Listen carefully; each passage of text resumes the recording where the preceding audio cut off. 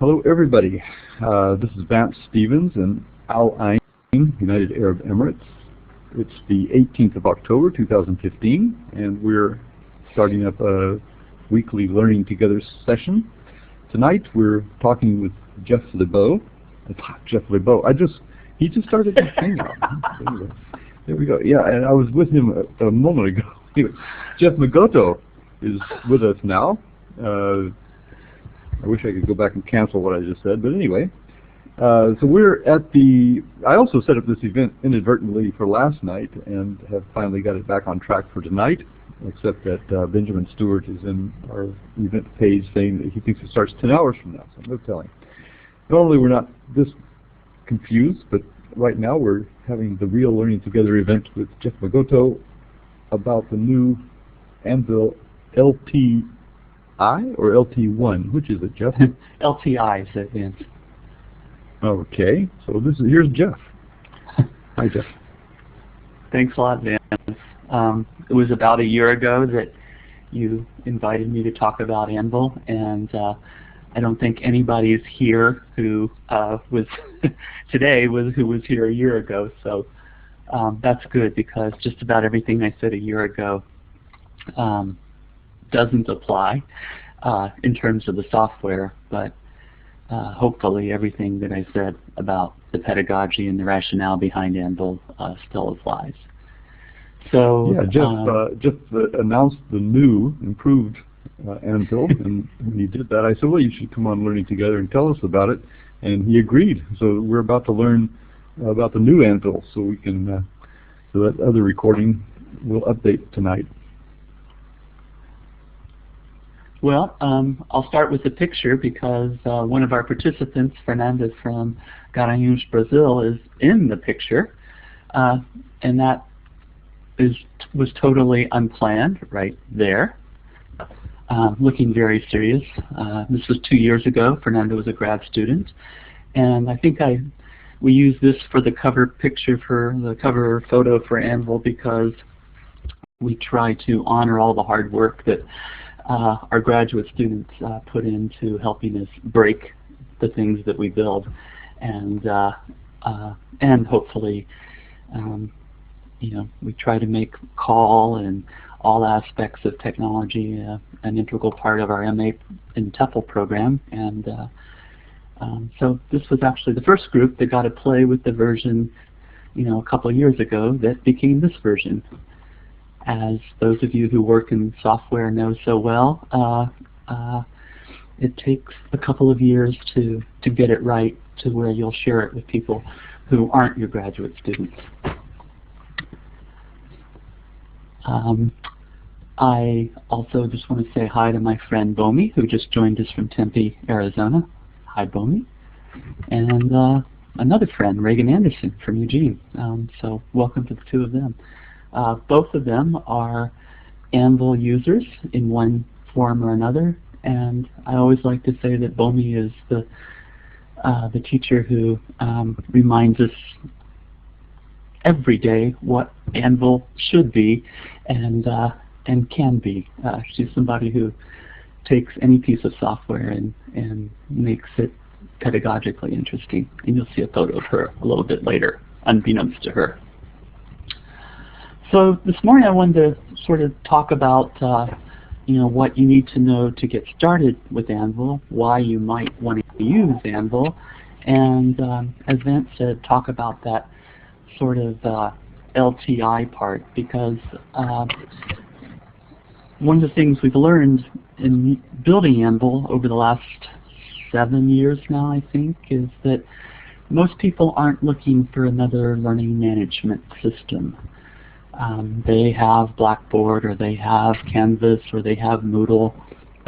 Their institution supports it, and each of those platforms has a lot of really great things about it. So what they're not looking for necessarily is another platform, but they might be, as language teachers, looking for a way for their platform to handle speech and media in more personalized ways. I mean, increasingly some media platforms or some LMSs, such as Canvas, come with speech tools. But what Anvil is, first and foremost, is a way to do web-based speech. And so that's sort of what I'd like to focus on. The LTI stands for Learning Tools Interoperability, a horrible acronym, but it's one of those industry standards, which means if you write your software in the right way, Anvil or anything else will play well inside of other learning management systems that support LTI. So we're not quite as far along with the LTI support as I'd like, but we do have Anvil working inside of Canvas at our own university. We have it working inside of Moodle for a couple of people, and with a little bit more time, hopefully by January, we'll have it working in platforms like Blackboard and Desire to Learn. And just pause and say hello to our good friend Claire. It says Claire in Pittsburgh. Usually I see Claire in India or Claire in Nepal. So it's strange to see Claire in Pittsburgh. Yeah, and if anyone wants to grab a mic, Claire, for example, just or Glennis, who's just joined us. Both of these are frequent visitors. Feel free to. We'd love to hear from you.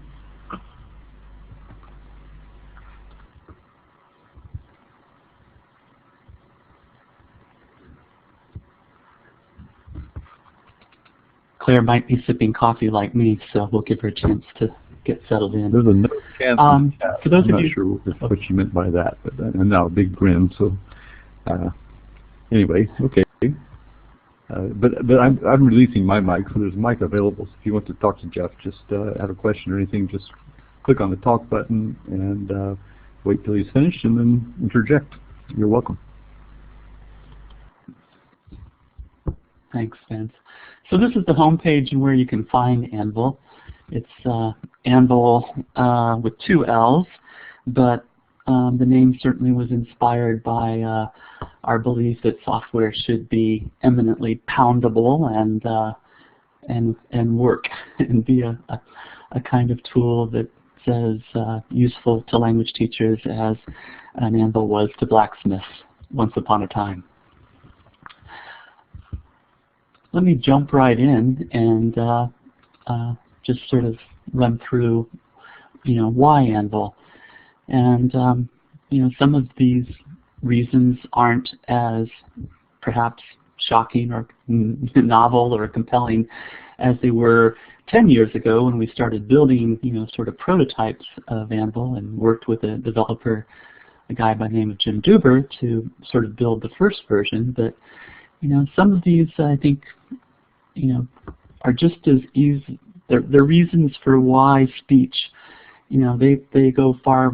They predate computers in language teaching, certainly, and they, speak to the heart of what language teaching is often about, which is how do we give students opportunities to use oral and oral language, both in the classroom, but perhaps just as importantly these days outside of the classroom. So, why Anvil? So to make that possible, to sort of do what language labs, ostensibly have always done, bringing the outside world in and letting students go out now enjoying the outside world with their voices. And when you can make that happen, then I think you get a classroom that has a certain fluidity to it, so that what gets started before class becomes eminently more interesting in class because the conversation is hopefully already in progress, and the conversation doesn't stop when class ends. Obviously, tools like Anvil are meant to record, and I don't just mean putting a set of sound waves on a file, but I mean it also keeps track of what learners do with oral language, which in the past was always hard to do. and hopefully now it's not. And lastly, it scales. So if you, like me, remember quite well the traditional language lab, it was often, had 20 seats or 25 seats, or, the really big ones had 100 seats. But, you can't put the 2,000 Spanish students, first and second year Spanish students we have at our university, in a 25-seat lab. So we wanted a tool that, could serve 2,000 as easily as it could serve, 25. So those are some of the reasons. I'll try to tease those out as we go through. My next slide just sort of speaks to, what is Anvil and specifically. And for those of you like Bomi or Claire or Fernanda who've seen it in different incarnations, the names haven't changed much. We still have a voice board tool, we still have a portfolio tool, we still have a chat tool, and we still have a way of creating tasks or lessons that can feed into those tools. I think what's changed and what I want to talk a little bit about today is how now they no longer require Flash, which is techie, but it's actually quite huge because it means that Anvil is a two-person operation basically at the University of Oregon, a very talented developer named Norman Kerr, and a very scattered project manager, me. And so it's a two-person operation. Neither of us, work on this anywhere near the amount of time that we would like to work on it, but it's if you can keep the technology open source and relatively widely supported and at a low cost, then you can make, one of the most important aspects for us about Anvil is that, it's a free tool, and it will always be a free tool. It will die before it's not a free tool, but so far we've been able to keep it alive and well for 7 years. And maybe I'll just stop for a second something very interesting. Give you a chance to jump in. Yeah, sorry. You were just inviting me to jump in. Yeah, you said it's open source, and that means that other people could download it and download the code and play with it. I guess that's what you meant. That's exactly what I meant. It's maybe a little bit of a stretch to say you can. So Anvil's built upon of Drupal, which is a framework for building web applications. And Drupal is one of the biggest open source projects in the world. The White House runs its website on Drupal. Everything that we do in terms of our basic web application is, standing on the shoulders of others who've done a lot of the work. Our contribution to the Drupal world and to the call world is the speech applications themselves, which we now do using HTML5, and we make those available on Drupal, on the Drupal.org website, so that other people can, take the media tool that we use and build upon that. So, and then for chat, and please tell me if I've started to get too techy. We use WebRTC, which is becoming the emerging standard for real-time communication. And so for the asynchronous tools, the portfolios, and the voice boards, it's something we've built ourselves atop of HTML5. And for chat, it's using the WebRTC standard. That's probably more than you wanted to know, Vance. Well, don't forget at some point to put the link to your manual, because there's a page in that manual set off for each of these. It's a really good illustration. Voice boards, portfolios, chat, activity creator. They're all attractively formatted on one per page. It's really something good to look at. A second question is, are there any platform restrictions on the tools that run there in Drupal? No platform restrictions, and obviously mobile was really, really important for us as we revised. So Anvil is a responsive app and uses the Bootstrap theme, which is a very common sort of look and feel for websites these days. So it plays very well in both mobile and desktop computers.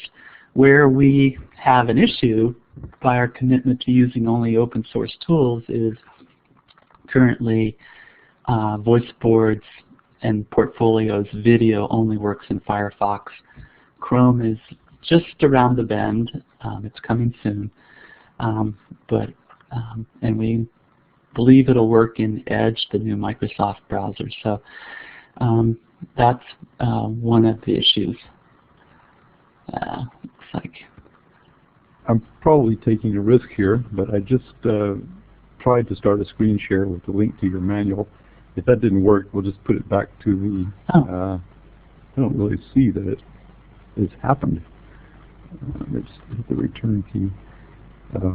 Looks like you might have hit Web Tour. I did. Instead yeah, of. I put Web Tour. Well, anyway, it doesn't seem to be working here. I've said to follow me, so if it doesn't pop up a browser on your computer, then never mind. You can just open it from the chat. We'll put you back in the whiteboard. Okay, and the last point, anybody else wants to do what I'm doing, just pop in and ask a question. Jeff will pause every now and then and give you an opportunity to do that.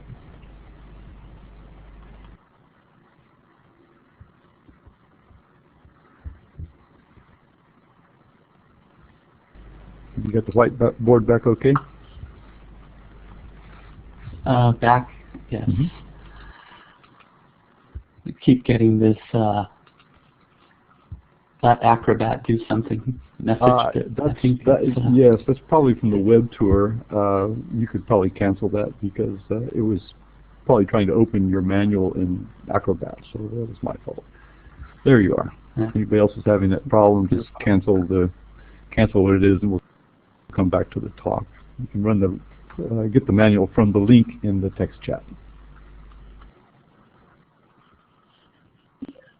Yeah, so Vance was talking about the documentation that comes with Anvil, and right now it's pretty skimpy.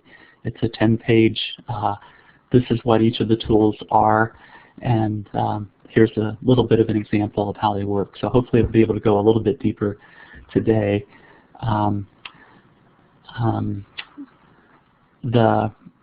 It is sorely lacking screencast and the kinds of support that people come to expect. Trust me, we're working really hard on that. Maybe if I can get someone like Bomi to jump in, she can tell you that she moved from Eugene, Oregon to Tempe, Arizona. Didn't really know what New Anvil was about and is now using it with 4 Korean classes. So I don't know how many gray hairs it may have caused her, but it's still a new tool, and as always with new tools, I advise a lot of caution. It works. We do a pretty good job of providing support, but it's not yet at the point where I would build a curriculum around it, but I wouldn't use it with 2,000 students. I would use it with 200 students, and that's what we're doing at our university currently. And Glenn has asked, can it be used by individual teachers? And the answer is definitely yes. In fact, it's individual teachers who make up the bulk of our users. Usually people who either are at universities or high schools that have one or another kind of tool that they're either not happy with or it doesn't work well, and then that sort of pattern of somebody starts using it and then others join in. I should tell Bomi that an American Sign Language teacher at Arizona State is now using it. Good to hear. Thank you. So right now there's probably about 200 teachers around the world using it, and about, I don't know, fewer than 1,000 students, I would say, right now. Fernanda asked a good question, one of my acronyms. So an LMS, Fernanda, stands for Learning Management System. So when you were at the University of Oregon, Blackboard was the learning management system. And you may recall that a version of Anvil worked inside of it. Actually, only voice boards and portfolios. But now the University of Oregon has switched to Canvas, and so that was part of our impetus for revising and improving Anvil to to work with Canvas out of the get-go, because teachers here were used to having a set of speech tools. And I'd say we're about 60% of the way there of providing them what they once had with Blackboard. This is our first term. Okay, so let me jump in. I think I've touched on most of these, but this is just a plug for, how does Anvil different from other speech softwares. It works, and it has been working for a while. It's still free, and as I said, it always will be. It's trying to work well with learning management systems, and each learning management system has a little bit of a challenge, but normally it takes less than 5 minutes for a teacher to get Anvil running inside of a learning management system. And as I mentioned, mobile was a really big concern for us. And lastly, to use the old sports phrase, it plays within itself. So it doesn't try to do everything. It's not a testing environment. It doesn't have a grade book. It doesn't have calendars. It just does a few things, and we think that that's certainly the trend in web software. That you try to do what you can do well, and hopefully other people will do other things well that you can't do. And so that's sort of the features. So I'm going to embarrass Bomi and I'm going to show 4 classes as a way of 4 classes that are using Anvil. I promise not to use any names, Bomi, but since you were the first person to use it outside of the University of Oregon, I wanted to make sure that I wasn't just talking about about the neighborhood that I live in. And also, I think that the way you use it makes it special. So this is subtitled Reading, Reciting, Responding, and Singing. And so Bomi has her students do a variety of tasks with it, and I certainly hope she'll elaborate them more.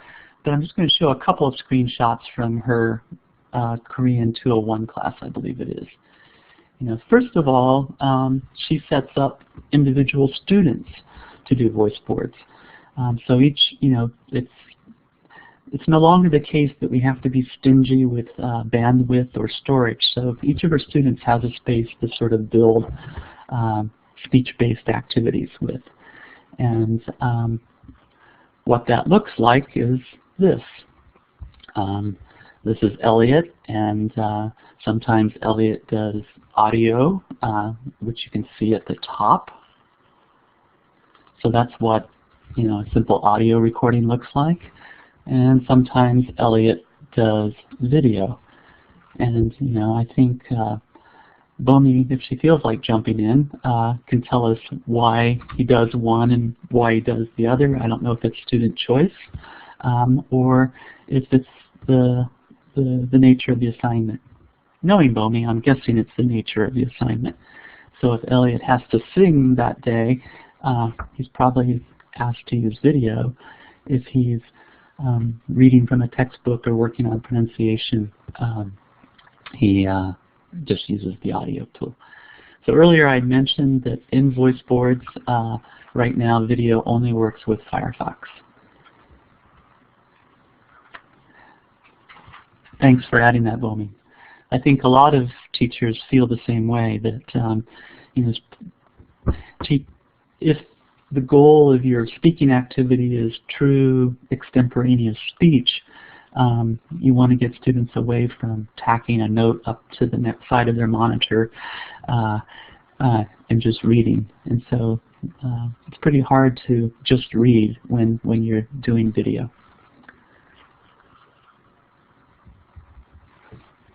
And thanks for the clarification. So when they sing, they don't have to show their face.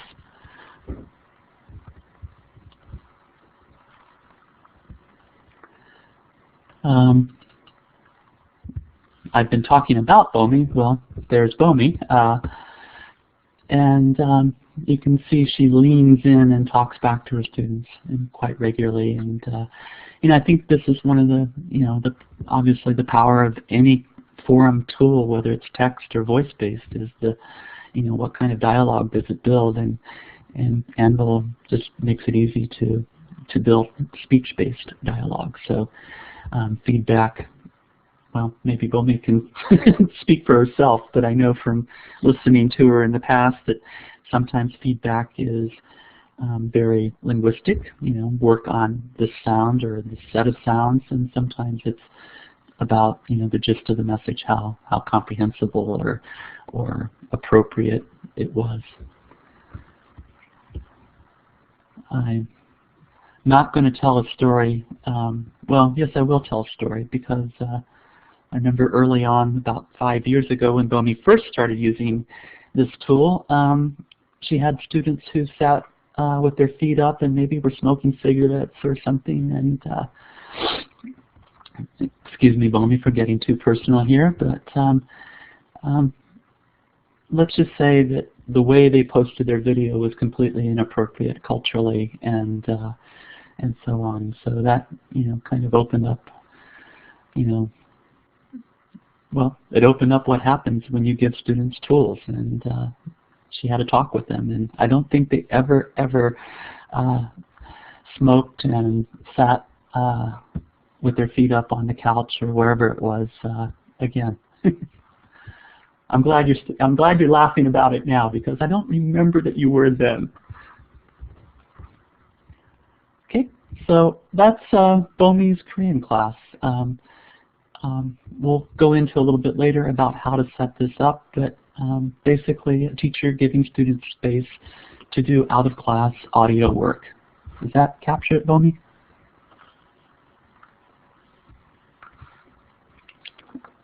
Yes, it is important to have the ability to delete student videos. And previously, we didn't let students delete their postings, but now we do. They have full control over here on the right if they change their mind.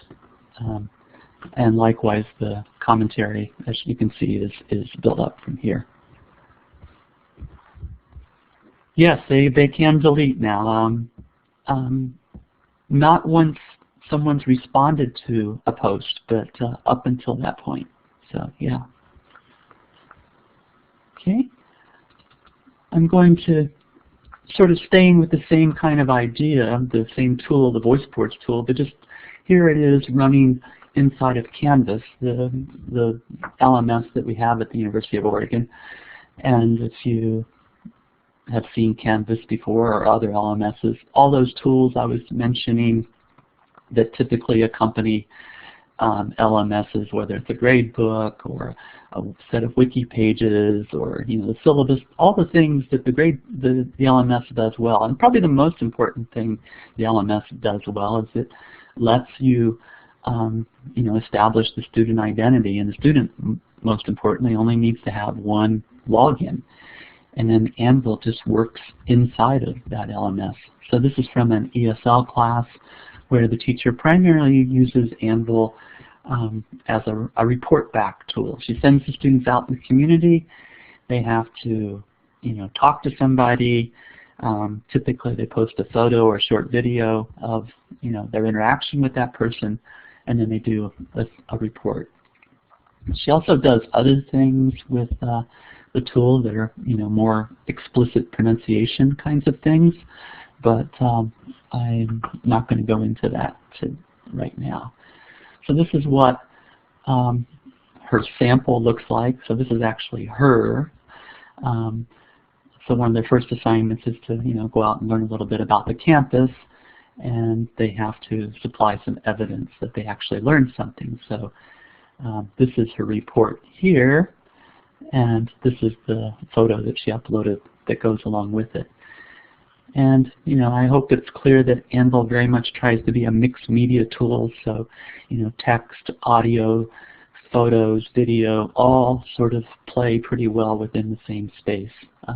There are constraints, but we want students to have an easy ability to, whether they're uploading something from their phone, or they're using our built-in recorders, or they're including links. We want to make it as rich of a web tool as possible. And here's just a close-up of that. And she's trying to build some comment response going, so students are required to respond to the post, and they do these once a week. It's their cultural exploration with the report back. Let me just stop and see if there are any questions. I haven't been looking in the text chat. So Maha says, oh great, yeah, thank you, I'm glad you do. Yeah. These are matriculated university students, so for them, why am I in an ESL class is a big question, and I think the way this part of the way this instructor tries to handle it is that you're going to learn a lot more than language, or language learning is a lot more than form-based practice in my class. And so what the students actually bring back to the class, and the voice boards are just a start to that, become a rich part of the class itself. Well, if you just joined us, see anything else? I just wanted to just point out, people who just joined us are welcome to click on the talk button and ask questions directly through here live on the microphone. You're welcome to do that. And also, that I'd like to point out that Jeff is talking about a free tool which is available to anyone. You just have to create an account on Anvil. You can use it. So he's describing something that anybody here could use. Okay. Thanks, Vince. So I'm going through a couple of use cases. We've looked at a second-year Korean class that was a high intermediate ESL oral skills class. A set of classes that I actually lead is called the Self-Study Language Program, where we typically do 7 to 8 languages a term, and one of our participants, Tai, is the Vietnamese instructor for, and maybe later I'll pull up her course if she lets me, just to show you what someone can do with the tool in just a couple of weeks. But we use it primarily for, we use the portfolio tool, which is the private version of VoiceBoards. So VoiceBoards is all about, like all forum tools, building dialogue amongst everybody. Portfolio, on the other hand, is very much a private space. Only person who sees it's the learner and her instructor or instructors. And so I just thought you might like to see that aspect. So what I'm showing is the weekly reflection component of the course, but we actually run the whole course. We don't use the LMS for this particular course because we have students from outside the university as well as in the university. And the community members don't have access to the university LMS. But like many course websites, there's what's it about, weekly coaching on what you can do, and where you can go to work on your language in other ways. But what I'm going to show mostly is the weekly reflection. And so as the instructor of this, each week I get the chance to read what students are doing in the particular language. And again, this term it's 6 languages. And the most important component of or why we're using the voice board tool, or why we're using Anvil rather, is that it lets them present evidence of their ongoing progress. In fact, they're required to present oral evidence of their ongoing progress. So that's at a glance I can see all the learners in the class. I can jump from one to the other, and I can very easily give feedback. There's nothing magical about it. Most learners do more with text than they do with speech, but the more, with more proficiency, the spoken part becomes more important. And this is just a typical example of a learner reflecting on what she did in Thai this week, and then attempting to use that and show us that she's learning. I don't give feedback on Thai. I don't speak Thai. I look at her reflection from a learning perspective, and her tutor either listens to this before the next. So these classes only meet for 2 hours a week, and so that notion about extending the classroom is a really important part of this. Students aren't getting a lot of input, and practice. Most of the class time is devoted to practice and task, but this gives us a way for them to explore what they want to explore. I don't remember if I have a. Yeah, I do have a. So this is again the same class, but this is from the study guides, just to show you what content can look like in Anvil. So we use what's called a panels layout. So instead of one big text box on a page, you can have many text boxes on a page, and you control that with your layout tool there. But once you click on Edit Page, you get the ability to create either text boxes as you see here, or maybe text boxes with hyperlinks as you see here, or just embedding a YouTube video.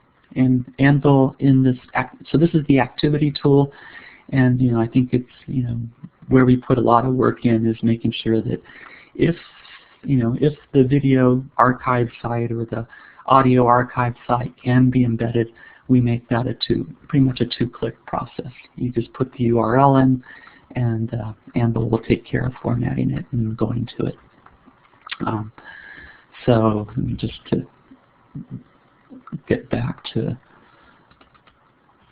so that's what I'm showing there is one of the weekly study guides that accompanies this course. And the third of the 4 tools. So we've seen voice boards, we've seen portfolios, and that's what the activity tool looks like.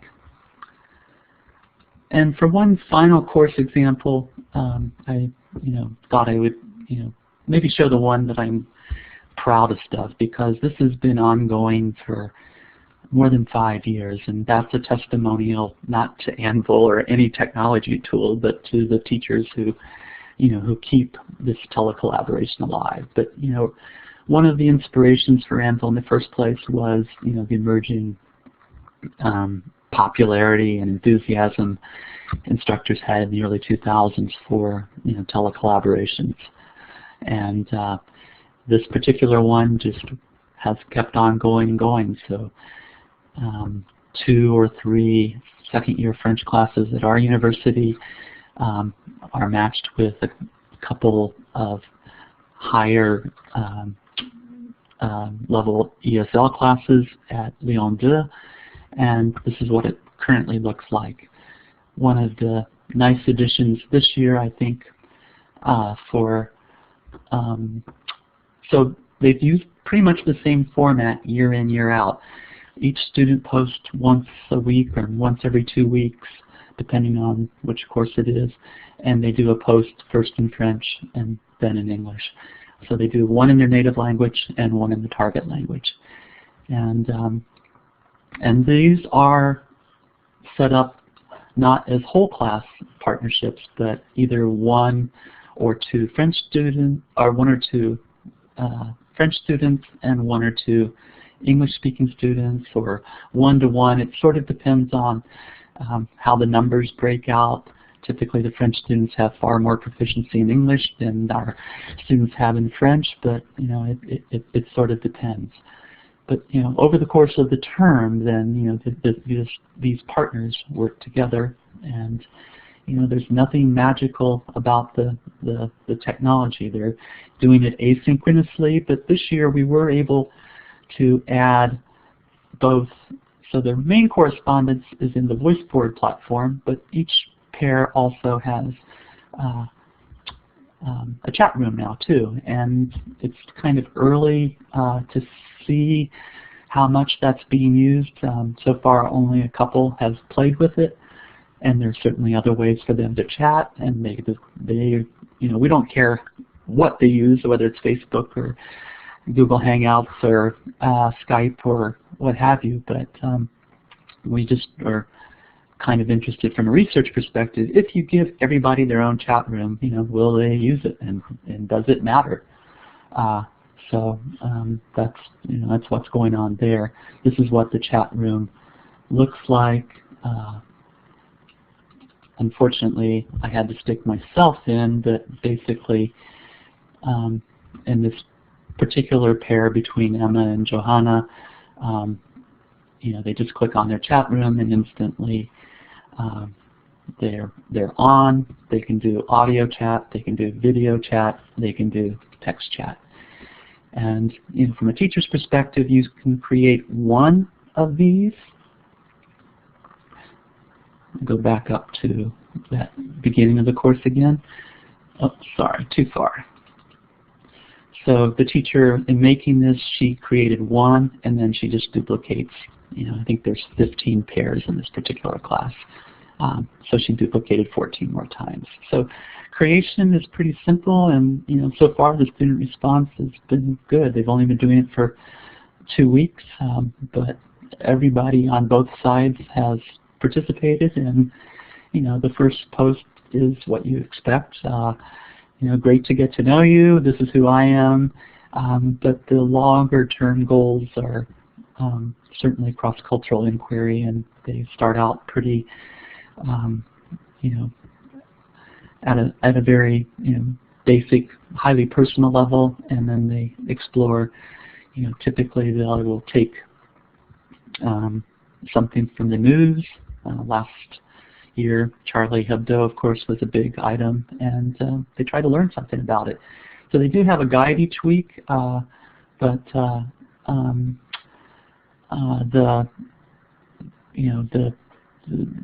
I would say the overall goal is as much affective and cultural as it is linguistic improvement. And as I mentioned at the outset, what makes that work is the dedication of the teachers who, year in, year out, do what's necessary is to do to keep a relationship like that going.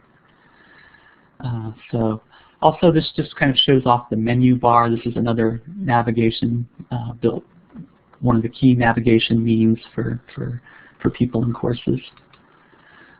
The chat room, so that's what the menu you just saw was. We also have sort of the more traditional forward and backwards as you're going through a course. And of course, ample use of breadcrumbs to keep you in a spot, not to get lost. So maybe I'll stop and check in with questions, Vance, and then thought we could try and build something ourselves. Could I just ask? Good question, Bomi. Sorry, this is Sam speaking. Could I just ask, the students have to log on individually to create their own account on Anvil to use them, or is it just the teacher that creates an account? So Alan can share his experience here. Alan's in Nice, and he's an Anvil user. I saw him join. So there are a couple of methods. The teacher can create a course and invite students, and that of course has some problems because students don't check their email, or students need to have an email account. The teacher can also create a link and give that to the students, again, whether it's via email or on a piece of paper. And then the students click on a link, and if they don't have an account, it signs them up. It's certainly not as elegant as what an LMS does, but it's not that different from what other user account driven websites do, if that makes sense. Sorry, could I just ask a little more, because imagine I create the voice board for the class, I send them an email which they receive. Do they have to create an account on Anvil when they click on that link? They do, Elizabeth Ann. Yeah. So I think other tools like maybe Volcaroo or Voki don't require people to have an account. And I guess it's sort of, we're not as interested in the one-off recording as we are in multiple recordings. And for that, just to manage, to give students that ability to build an archive of the recordings, they have to have an account. So it makes it a little bit more problematic, say, for somebody teaching middle schoolers or younger, where the whole business of accounts can be, problematic. Does that answer your question? Absolutely.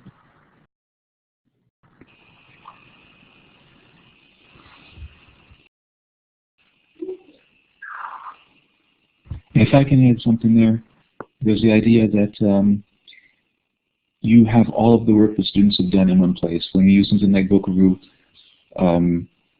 you have to have them email it to you or bring it on a flash drive or something like that. And it's always quite problematic to get everybody's work all in the same place and at the same time, whereas when you do it on the voice board, you immediately have access to all the work the students have done, so it makes it much easier to correct it. And then they can also, they have an archive of the work. It doesn't disappear once they've emailed it to you, something like that. They can access it again online.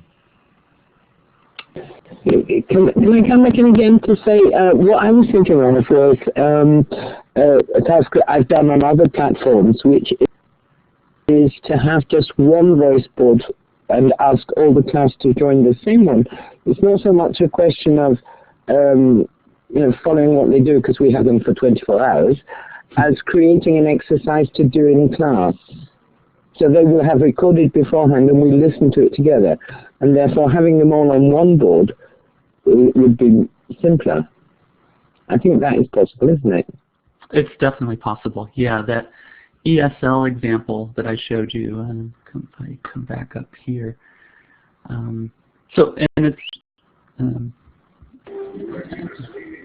hello.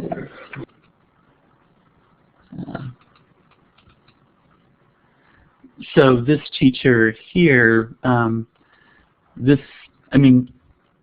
she could create multiple ones, but she basically has one ongoing voice board the whole term, I think, or maybe just a couple. So whether you choose to have one every week or one every day or one for the whole term, if it's one for the whole term, it becomes much like a blog, and everything is posted there. I think as topics shift, as projects shift, as focuses shift, that there's an argument for making more voice boards, but it can certainly handle what you're talking about.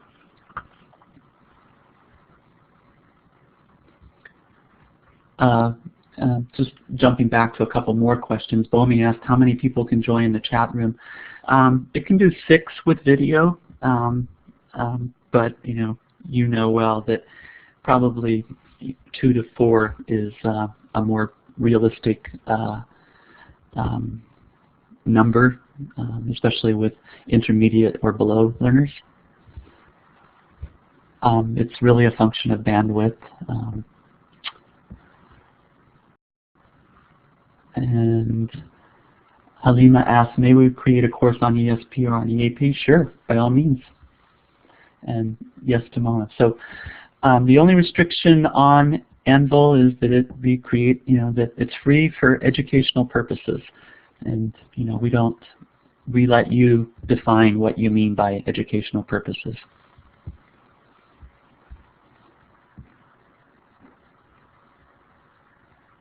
Great. Oh, to Maha. Okay. Sorry. Yes, Maha. Feel free to create a course, and that's what we're going to do now, I think. Maybe just to show. Well, let me see if there are any more questions. Did you see anything, Vance? Well, we just invite people to ask their own questions if they have anything they'd like to ask you. As you can see, Jeff is a very open kind of guy, and he's happy to take your questions.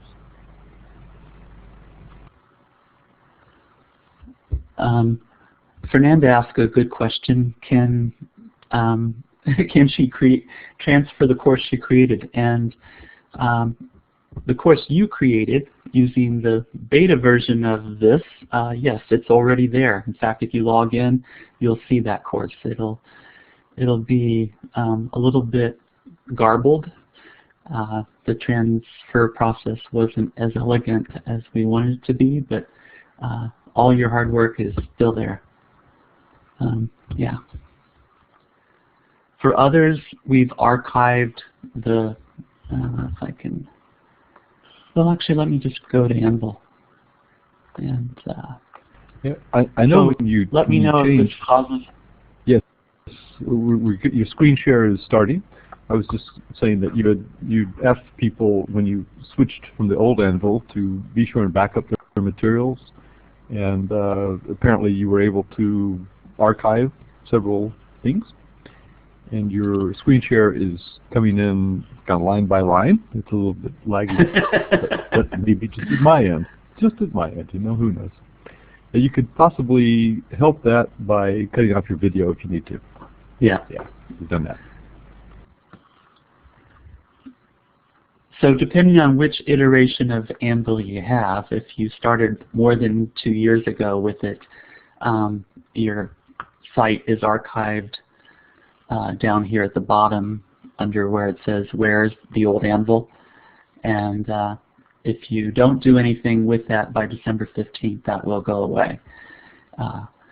But the picture you see here, which was the earliest version of the current version, which was in 2013, I mentioned Fernanda is sitting there on the left.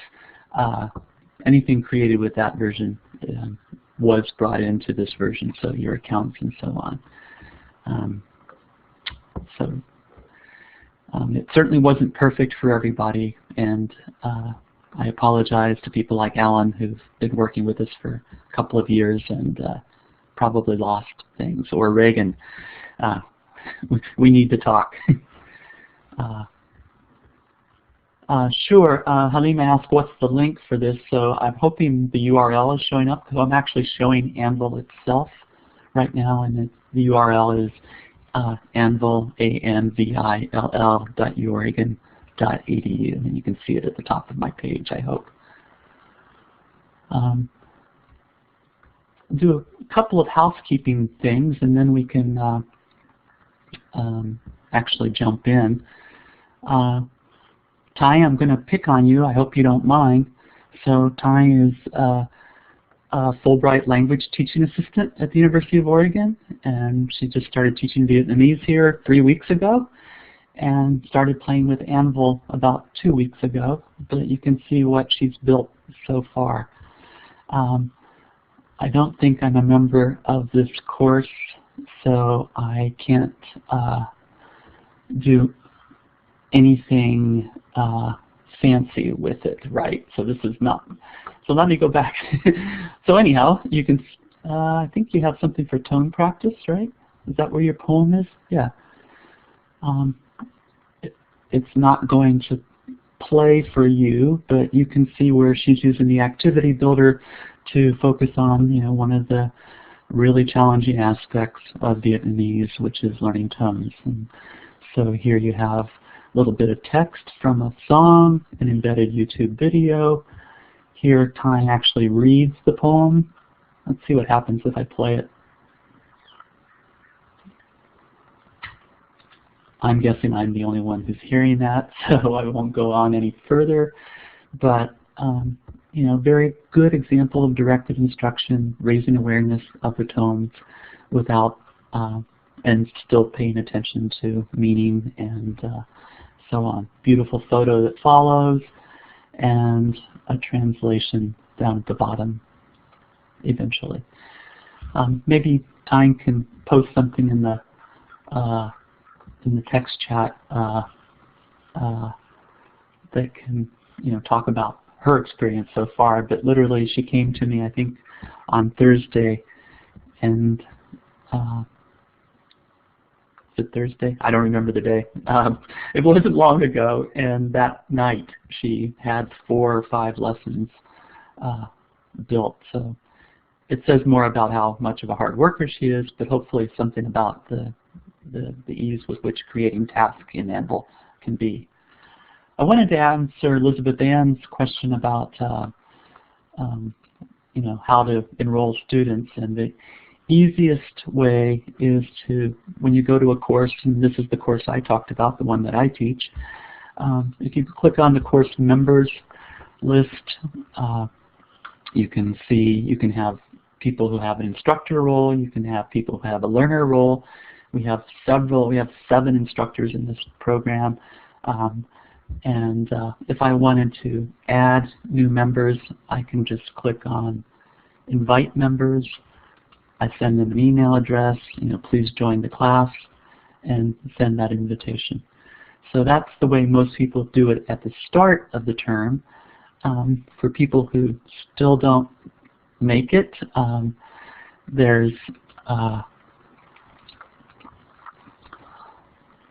sorry, a way to be more direct is to send them this link, which, as I mentioned, if they have an account, it'll just bring them right in the course. If they don't have an account in Anvil, then they have to put in the account information. But the only thing that we take is their name, and for students, the only thing we take is their name. For teachers, if you want to create an account in Anvil, you have to add a little bit more information, where you are, what your teaching situation is. But the account creation process, I hope, is pretty straightforward.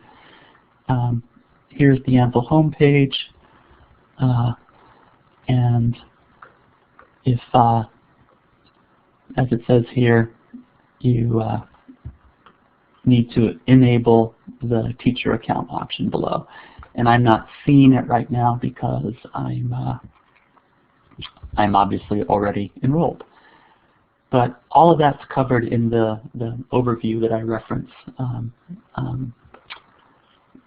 which is, again, back on this home page. And Vance was talking about, if you go to this document, right now this is the extent of the documentation. Okay. Vance, how am I doing for time? I'm at 1 hour, so I want to be respectful of people's time. Well, everybody but you can leave whenever they feel like it. And if you're doing well on time, we're happy to hear a bit more from you. So up to you, really. We're not paying rent on the facilities here. Okay. Well, if people will bear with me for try and go for maybe 15 minutes more, and that should give us, you know, an inkling about what it's like to create a course, and how some of the tools work. So Anvil, you know, definitely works from a course model, and if you click on courses, you can see all of your courses. I'm subscribed to quite a few. Others may not have as many. Good for you. But you know, to create a course, you simply click on this one link right here. We hope to soon have quite a number of public courses available. You know, a very explicit goal with Anvil is to get people to share materials. So when you create a course, you're given the option of making it an open course, and then everybody in the world can benefit from your work. Right now we have two. This is our standard one, which just goes over the tools that I've been talking about: activities, voice boards, portfolio, and chat. And I threw one in today because I thought this might be a good way to demonstrate the building of a course. So both of these were created by me, so I can see them either here or in public courses, but if you want to follow along, you can literally click on Enroll, and you will be a member of this course with full teacher privileges. So the idea is, you know, you piggyback on what others do. So any course that you're enrolled in and you have instructor privileges for, that content becomes, you can duplicate that content and use it for your own purposes. So that Lyon Eugene class will be, this week we'll add the sort of the template behind this, so that if others want to build something similar, they, you know, the process will hopefully make it a little bit easier. It's nice to have, you know, a course introduction already set up, and it also gives you, again, a sense of how the tool works. So we're a big believer in templates. We're an even bigger believer that teachers you know, can and should build upon the work of people who are doing similar things. And so you know, this is just the introductory page going over what the students will do, and a couple of photos showing their two respective locations. What a marvelous building that is, by the way. Okay, so let me go back out.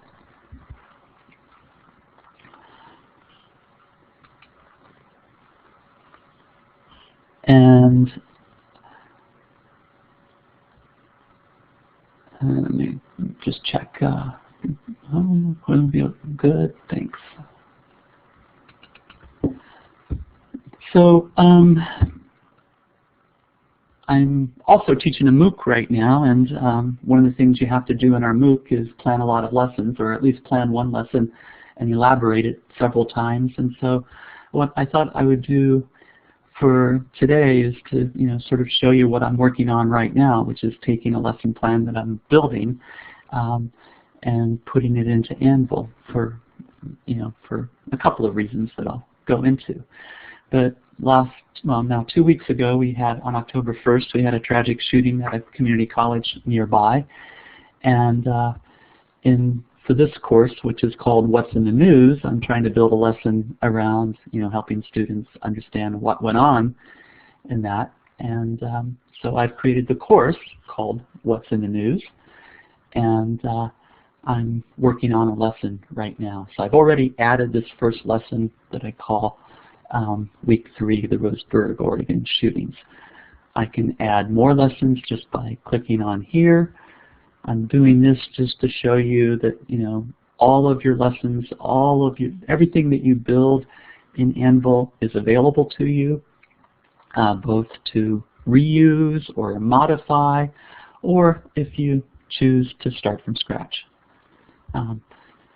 So we really try to take that library notion to its nth degree, so that any course that you're a part of with instructor privileges, you can work with that content.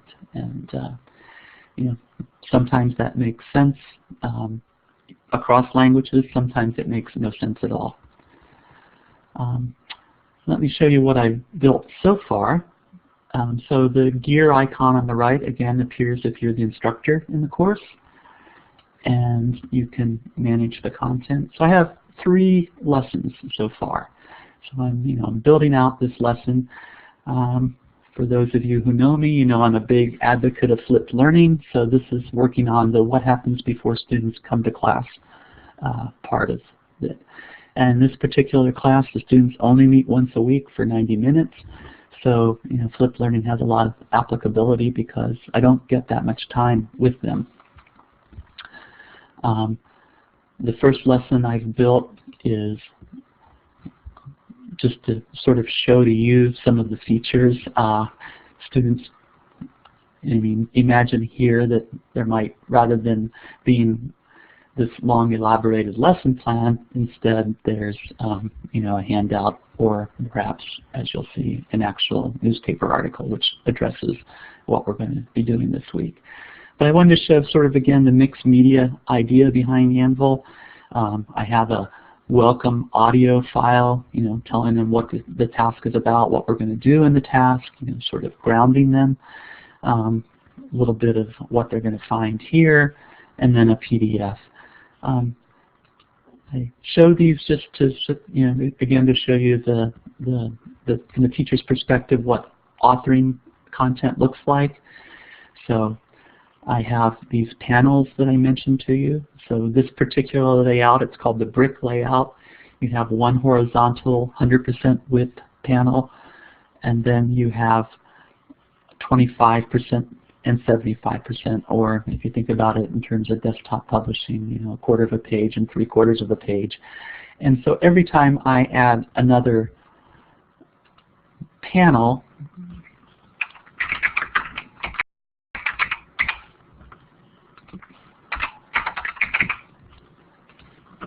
it's going to be that width and on that side of the page, and I can drag it around.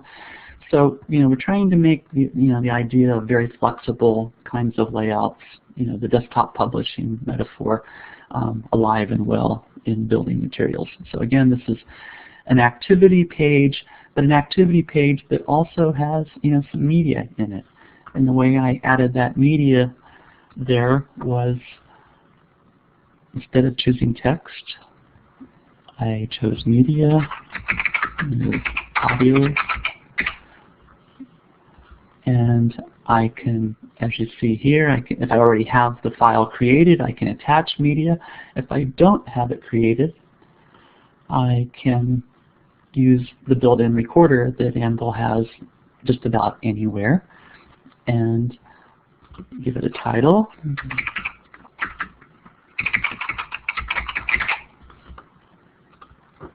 And I'm using Firefox again, so I have the video option. If you're on Chrome, you'll only see an audio option, or Safari, you'll only see an audio option. And I can begin to, hopefully you can see my microphone appearing at the top. This is kind of new for some people. When you use HTML5 in a browser, you always have to give permission to your device, whether it's your webcam or your microphone. So by clicking on Shared Device, now I get the Anvil audio recorder or the Anvil media recorder. And basically I just speak, and I don't know what's going to come back because I've got I'm talking on 2 microphones now, but if I stop that, and it renders fairly quickly in the browser, I can play it back. I'm the only one that's hearing that, but you can see the audio waves are working really hard there. And if I like it, I click Save Recording and Finish, and now I have 2 audio recordings. So our notion is that, media should be wherever a teacher wants it to be, and where, and where it makes sense.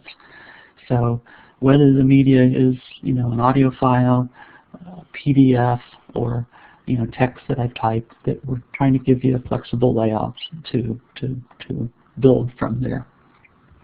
And I'll say goodbye to Bomi. I noticed that she just stepped out. Have a good morning, Bomi. If I save that, and I have to save that, now my lesson plan has been altered in that way. Let me come back. My course again. So again, that's one aspect of a lesson that's going to have several different components. I'm running a little short on time, I feel, so I'm going to, jump right into what I want students to do before they come to class. So this is about getting a context around the story. And so out of class, they're going to listen to this NPR report. And it's a 6-minute audio file. A father whose daughter was one of the shooting victims, or in fact wasn't one of the shooting victims because another student crawled who was shot, literally fell on top of her and covered her. It's a heart-rending story. The student's task is basically listen to this whole story, but simply identify who are these 4 characters in the story. And Anvil doesn't have an interactive writing spot, so I've got lines here to key them that this is something they're doing in their notebook, or with a text editor popped up. Just a photo of the man, a link to the actual NPR recording. And what I thought we could do today is what I would have students do is this idea of what Elizabeth Ann brought up, is that they're going to post, in this case, who are these 4 people? And I want to build a voice board task around that.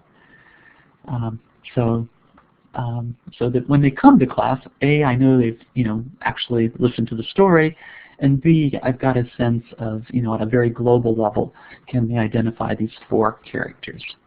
So let me show you how to build that voice board that's going to accompany this. And to do that, I'm going to come back out to the top just so you can see the whole process. So I'm going to come to my lesson. I'm going to manage content again, and I'm going to add some new content. And again, I can draw on things that I've done before with them, or I'm going to here create some new content. And again, the 4 types of things I can do with Anvil. We've just been looking at an activity. I want to build a voice board. And the voice board will have a title, something like this.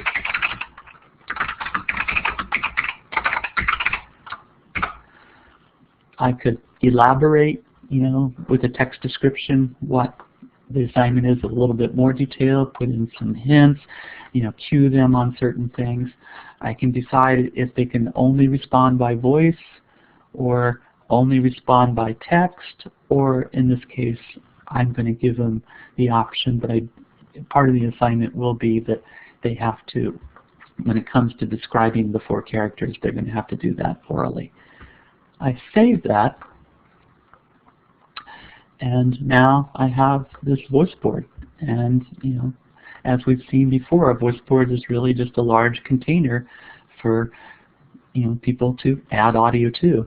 And so if I'm a student, I'm going to, assuming I've gotten this far, and again, this far means I found the lesson, I've learned something about the story, I've listened to the story, I am now going to tell you about the story. Now I'm ready to do my work. And much as we just saw before,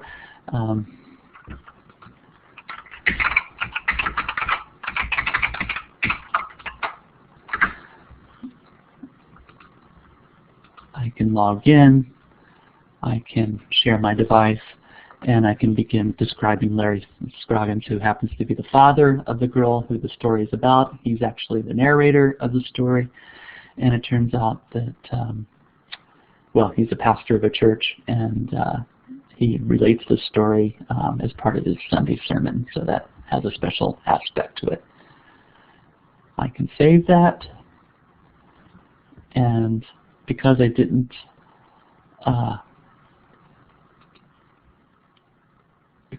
stop the recorder, let me go back in. So I did say that students can edit their work, so I was a little bit quick there. I'm going to do it with audio again. I'm going to share that device, and I didn't actually click record, I think, the first time, but now you can see I'm recording. I click on stop, and if I were going to upload a photo or some other accompanying material, or if I was on my phone and I wanted to upload the the video file from an iOS device or audio or video file from an Android device, I would use this. I'm just going to click Save because I've made my contribution. And this is a bug. Some reason it sometimes pops back to the wrong place. But clicking that Save should take me not back to the home page, but back to my story, What's in the News. And part of it is I'm playing both teacher and student here. But here's that lesson we created with that first opening screen, and here's the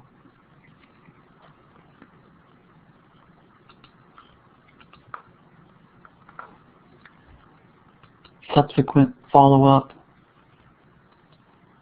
And maybe I did not. Well, I think I've lost my lesson. But in the interest of time, I'm going to stop and ask questions. What I was trying to show you, and I can recreate it pretty quickly, was how a piece of content can be elaborated, and set up, if you will, and then students can be given a space to respond to it orally. And that's, the essence of Anvil. You don't have to have any ramp up or any content preceding it. I could just create a voice board and students can just talk there, and you can use whatever other, blog or wiki or LMS tool you want to make that happen. Alan asked a good question. So where do you put those instructions for a voice board? And let me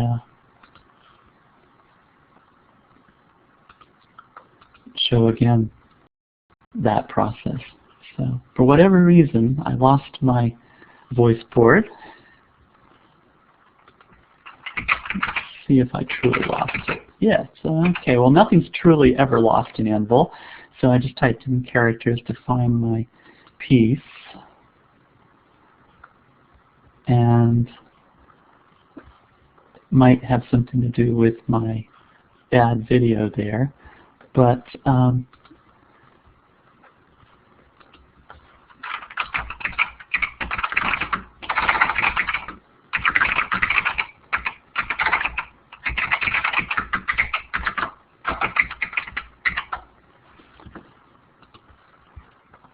if I want to make simple instructions or long instructions, you've got as much space there as you like, Alan. I tell you, I typically give the instructions in two places. I give a short version right here, and I give a long version usually in the preceding assignment. So if I really want students to pay a lot of attention, I'm going to add it here, both for the flow of the lesson and duplication makes, or more sources of instructions is usually a good thing. So if you are building content before the students enter the voice board, I would put a text box here saying now you're going to do a voice board.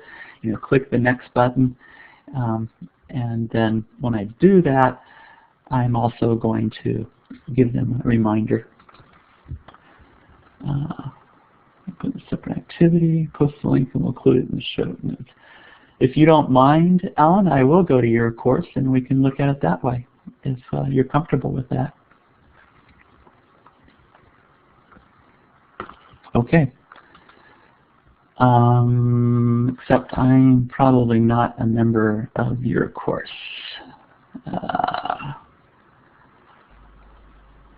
While we're going there, this is reminiscent, I think, of WIMBA voice boards, which those of us active 15 years ago remember quite well. Is that where the inspiration comes from? Very much so, except at the time WIMBA was pretty expensive and was Java based. It was actually the same people who do Illuminate, and And if at the time Wimba had worked well with Macs, you probably wouldn't be seeing Anvil. So Wimba wasn't very cross-platform friendly in those days. And so that's what drove us to looking at Flash and staying with Flash for quite some time. Yeah, that's. But the advantage of Flash, of course, was that we could do our own web development and then just use Flash for the media.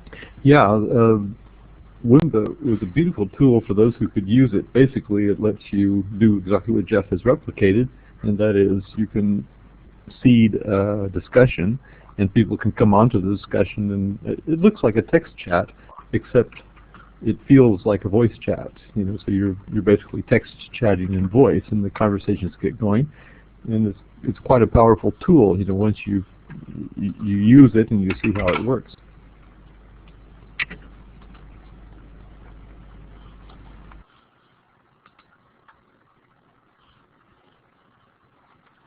I'm switching my logins. Logging in as admin right now and looking for Alan's course. Is it this one, Alan? The Premier Sasano?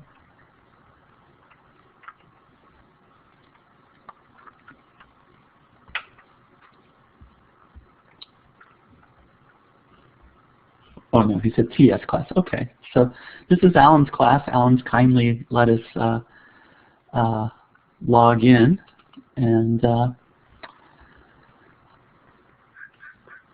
so he's got quite a few lessons. Lot to do with the American West, and I'm guessing, Alan, this is where it says this is where you record your oral report on important events in the pursuit of an elusive frontier. So I'm guessing this is where you want to put your voice port. Great. Okay, so we're going to click here and go to Manage Content. And you've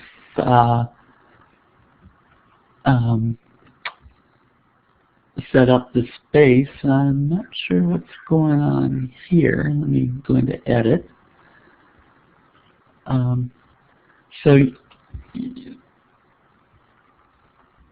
I think this is a portfolio rather than a voice board. Is that correct, Alan? Yeah. So unfortunately with portfolios, because they're private, so in response you only see each student's response. There's not that same big space that you have for voice boards. That's something we can change and should change, but haven't changed yet. But so the best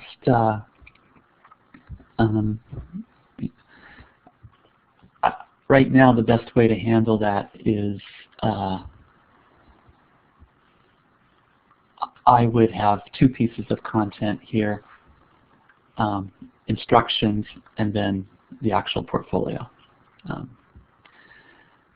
Long title like that, I mean, if they read it, great, but it might make more sense to use the activity tool, give the instructions, be as elaborate as you want, put in examples of what you're looking for with that PowerPoint, and then have a second piece of content here where it's the actual portfolio. So to do that, I can just click on Add Content. I would make a new piece, call it Instructions. It's going to look a little bit different because I'm, again, logged in as admin. But I would click on Order Content. I'd put the instructions first. I'd save that.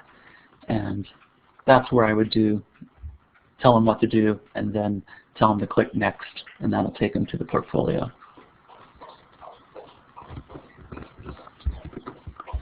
So I hope that makes sense. Anybody else have a question, or maybe we should... Reagan, feel free to chime in. Reagan teaches a Native American language, Ichshkeen, and she has a pretty elaborate website built with old Anvil, which I promised that we will help her migrate to new Anvil, but so far I haven't kept up on that promise. Fernanda, go ahead. You have a question? Yeah, hi Jeff. Can you hear me? Yeah, go ahead, Reagan. Jeff? Oh, was that Fernanda? Go ahead, Fernanda. So yeah, I found my old account and I tried to log in on the new Anvil, but it says I'm not allowed to log in with my old email. And when I try to create a new account, it says I cannot create because my email is already used. What should I do to create a new account on the new Anvil? As soon as I hang up, I will change your email address so you can log into this one. That's probably, if it's tied to your UO account, that's probably why.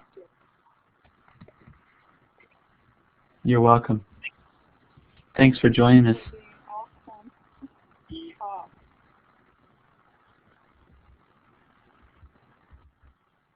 Say that again. I'm sorry, I missed you.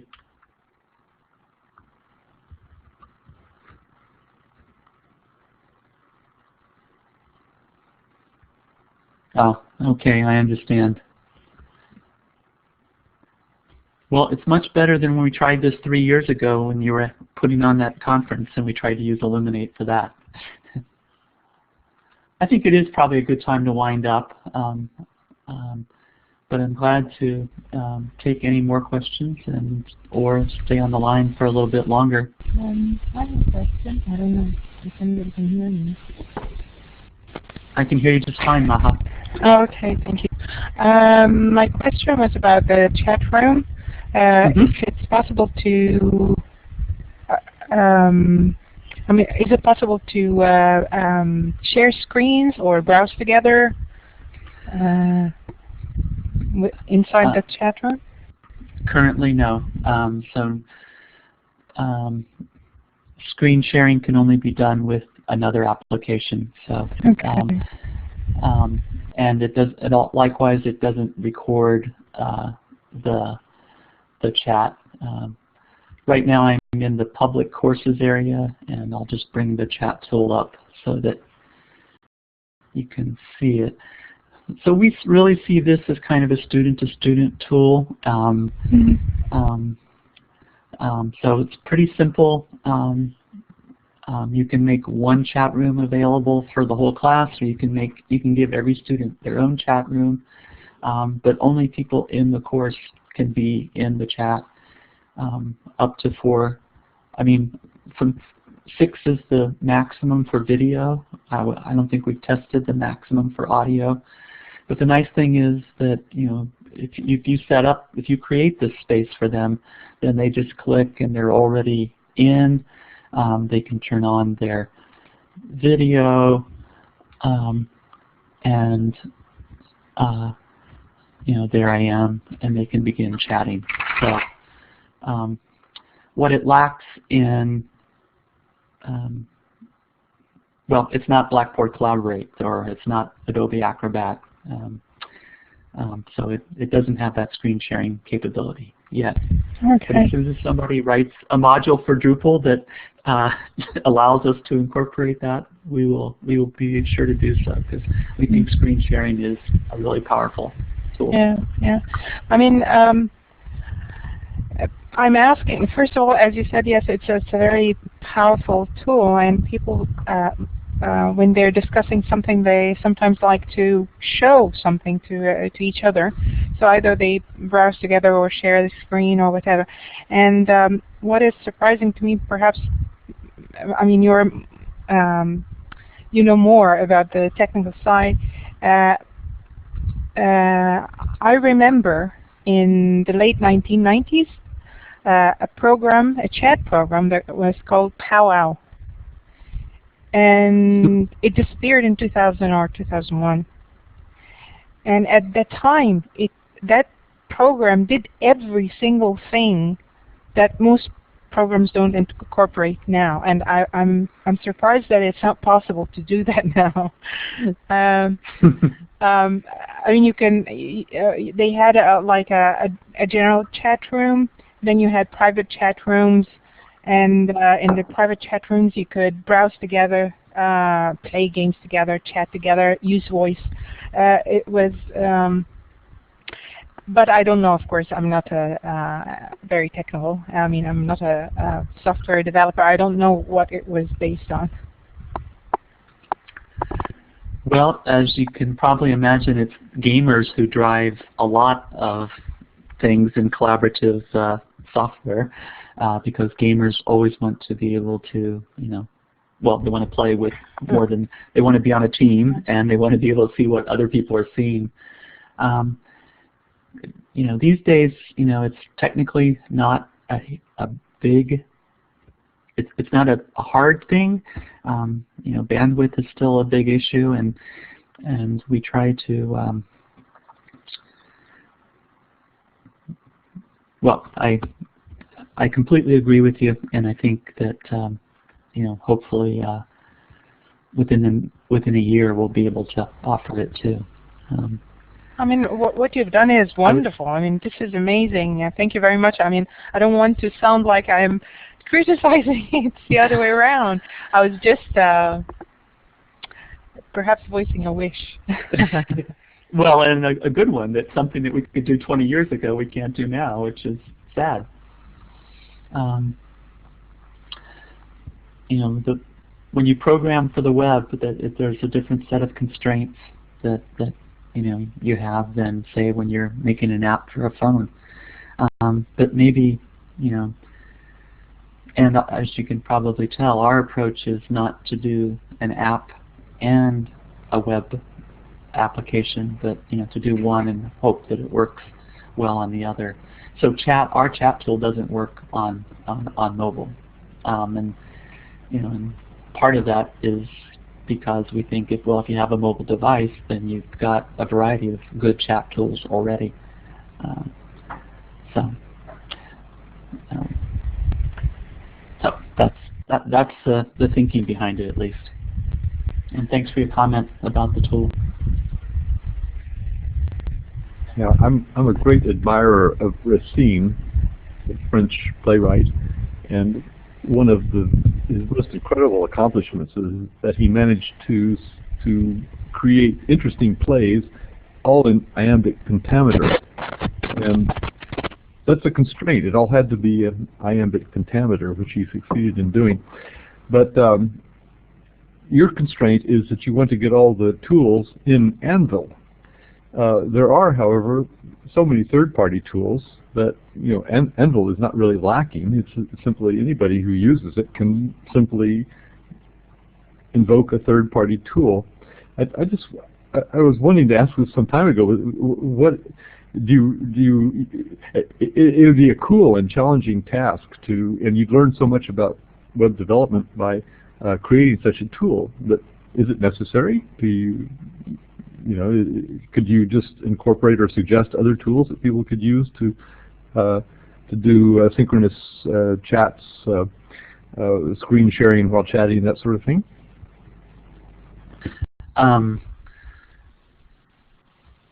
So first of all, I completely agree with you, and I had no idea that you had a background or interest in 16th century French literature or 15th century French literature. I'm still getting over that one. Well,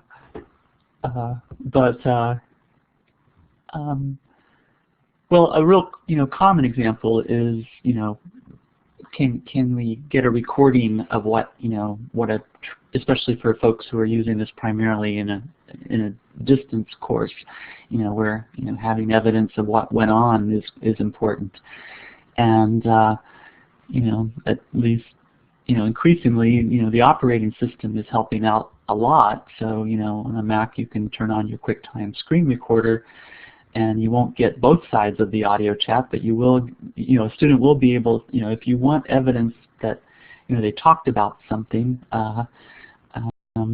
you can have that, or what a lot of people use with telecollaborations is there's a number of built-in plugins for Skype that let you record the Skype conversation, and then students just upload the MP4 or the MP3.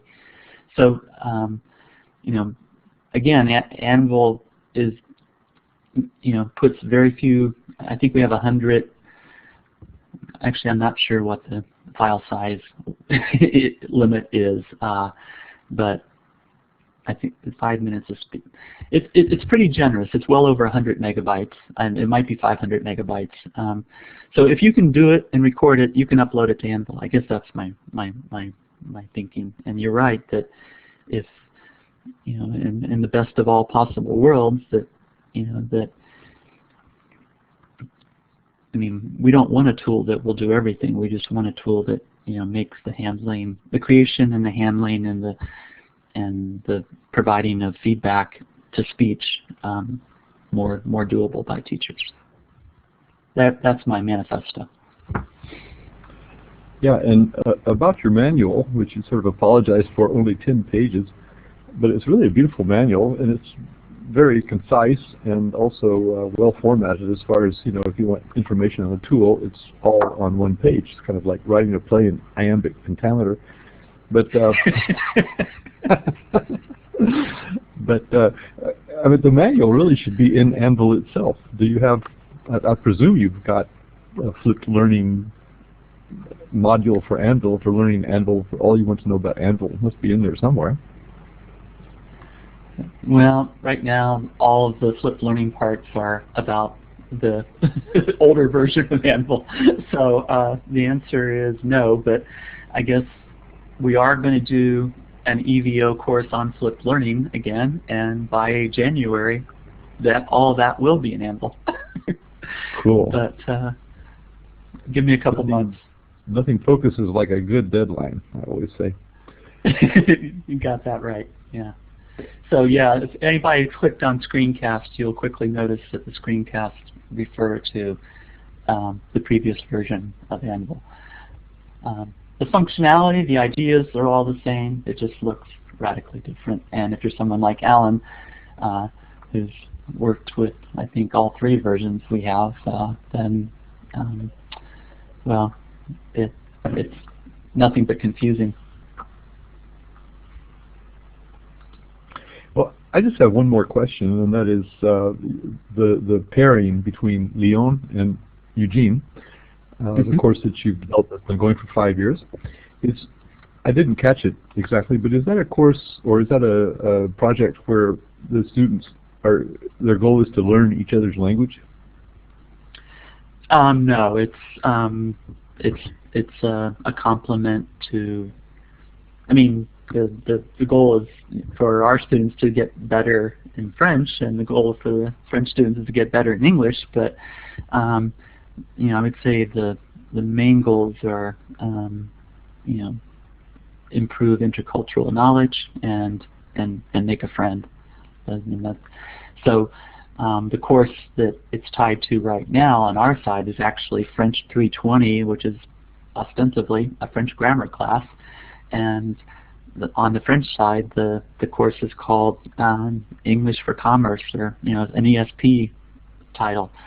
So it's just that these two, and it is 2 instructors, and they have friends who they brought into the ecosystem too. But it's just that they believe that having this partner, a native-speaking partner, is just a great reality check for any language class. So whether it's grammar or French or English for Commerce.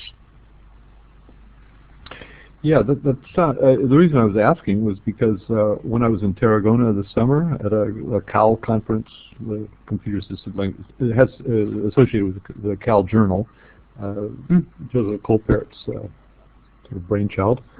There was a really interesting presentation on a project for putting students in touch with people in other cultures.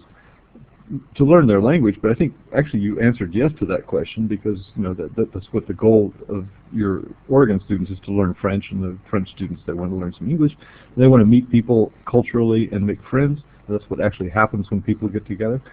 And so I'll dig out the links on that presentation and pass them on to you. It sounds like a very similar kind of project.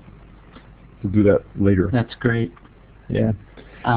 And then, of course, the mixer has long been around, which does it on a really global scale with thousands. But again, within a safe, ad-free environment. I think the nice touch to the Eugene Lyon one is that our students. So Lyon 2 is one of our study abroad sites. Far more of our students go to Lyon than Lyon students come to Eugene, but so it's a really nice way for students who are thinking about going to Lyon 2 to sort of get introduced to the city before going.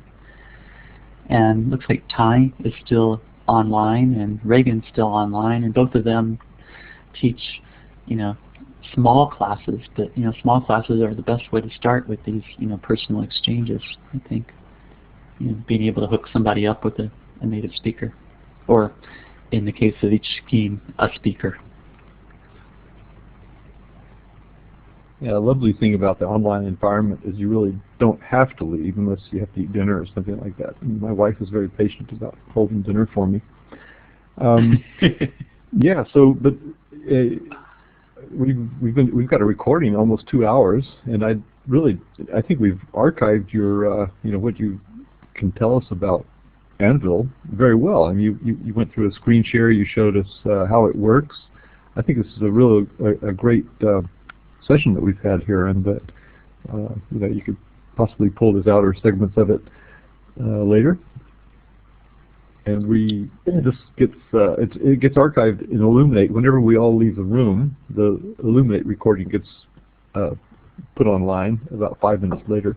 We'll have its link. I'll post the links in the Google Plus event page that we created, and also at Learning2gether. And am I missing anything? Well, wherever I can think of, I'll post the Illuminate link.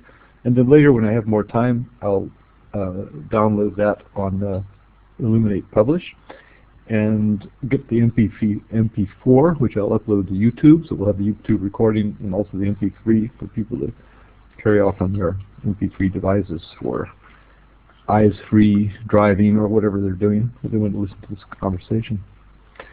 I hope that anybody who listens to one of those recordings is going along, Chris. A tip of the hat to Vance Stevens, because I asked if we could use Illuminate because I'm more familiar with it than with Google Hangouts, and it's a pain to do precisely what he just described. Well, not really. I always make an MP3 from the YouTube anyway. Illuminate does that all in a step. It takes a little time on a computer that I just let run. It has to be on a Mac, by the way. For some reason, Illuminate Publish doesn't work on a PC. But in any event, it's no problem. It makes a great archive, and I enjoy doing Learning2gether as much as you enjoy developing Anvil, or maybe less so. Who knows? But anyway, no, I think maybe it's for both of us. It's kind of our thing. So yeah, really great talking to you. Well, 30 years ago, I was inspired by Superclose, Vance. Well, we're inspiring one another. Believe me. What you guys have been doing all those years is phenomenal. So the way I like to do this is I kind of keep the recording is going right now. If anybody has any last-minute questions or comments, they're free to articulate them at this point. And otherwise, if we get any gap longer than a minute or two, I'll probably just stop the recording. But also I'll mention before I do that this has been Jeff Magoto, talking to us from Oregon University in Eugene, lovely Eugene, Oregon. Is it still lovely at this time of year? Is the rain coming in? It's still lovely, but we had our first rains this week. Yeah. Okay. Anyway, summers are wonderful there. Yeah, so, and this is the 18th of October 2015, and we've been talking about ANVILL-LTI, the new improved Anvil. And all you want to know is in this recording. So thank you very much, Jeff, for taking all the time to come and talk to us about it Sunday morning.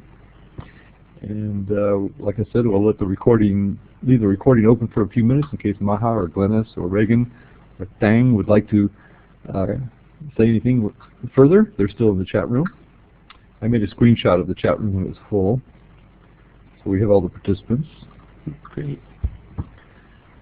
Okay, Maha is a frequent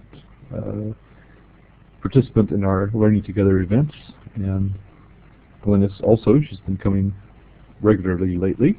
She's in France near Elizabeth Ann, about 200 kilometers away. Well, as So, anybody who's Mm-hmm. using it will tell you, it's never, any of these systems have lots of gotchas. You saw a couple while I was doing my demo, but please don't hesitate to contact us. We usually get back to you the same day. I mean, I've got 2 or 3 students who work with me, and they know the tool, and so we try to support the people who are using it as best we can. Yeah, it's really a great tool. Okay, and we'll look forward to your EVO session in January, February. Both of us are putting one on. Mine's in Minecraft with some old colleagues of yours from Ohio, Aaron Schwartz, Jeff Kuhn, and yeah. And yours is on. You want to tell us? You want to mention yours? And yours is on flipped learning. It is Second flipped time learning, running? and this year I have an added incentive because I was able to talk the director of the MA TESOL program into teaching a graduate course on flipped learning in the summer. So I'm going to be both learning and prepping, and so it'll be a face-to-face course. But there's nothing like having an online environment for a flipped learning class. They go hand in hand quite well. Absolutely, and you mentioned that the manual is going to evolve from your participation in EVO, because it forces you to do it. That's actually what I think about Learning Together, is it forces me and all of us to meet deadlines and improve our knowledge and the way we convey knowledge to other people, and to interact with others. Everybody benefits. It's all win-win. Well, thanks to you for keeping this alive and making such an important force in all learning, not just call. Yeah, it's all thanks to Webheads in action a long time ago. Well, Jeff, okay, I guess we'll let it slide, and thanks a lot for coming and talking to us for nearly 2 hours, talking with us for nearly 2 hours. And Learning Together, people don't usually talk to us, we talk with them. Okay, masalama, Okay, man. have a nice day for the rest of the day. Bye, everybody. Okay. Bye-bye.